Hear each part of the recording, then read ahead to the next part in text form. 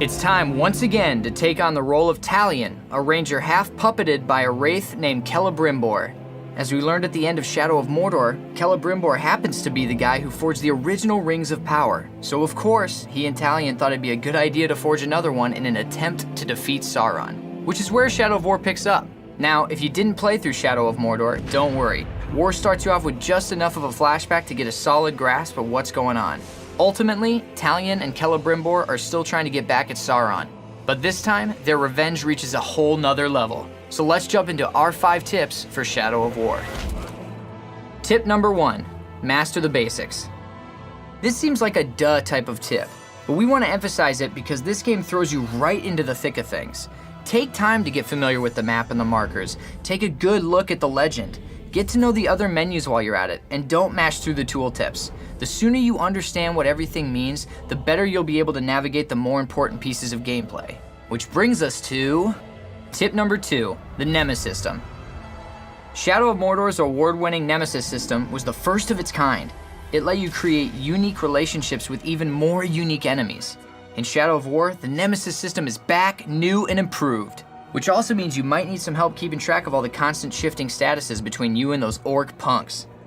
Thankfully, the map takes care of the mental footwork for you. They not only allow you to track the usual things like special item locations, but they also help you track your orcs, enemy orcs, conflicts between orcs, as well as your missions. Keep an eye out for time-expiring quests as a quick way to interfere with the orcs' self-destructive climb to the top and net some great loot along the way. Speaking of orcs, tip number 3, know your orcs. When I said your orcs, I meant it. In the second act, you'll gain the ability to bend orcs to your will. So rather than simply staring into the souls of worms to divulge valuable intel on others, you'll now get to dominate commanders, recruiting them to fight for you, meaning you'll also get to build your own orc army. The sooner you get familiar with the orcs, the sooner you can decide who you want to recruit. Consume is a useful skill to have when it comes to recruiting, and be sure you have plenty of wealth gems because they'll be useful when leveling up your team. Once you control a region, fighting pits will be another good place to level up your orcs. But the loser typically dies, so keep that in mind. This tip also stands for knowing the different categories of orcs. This will be important for defeating them, as well as how you use your recruited orcs.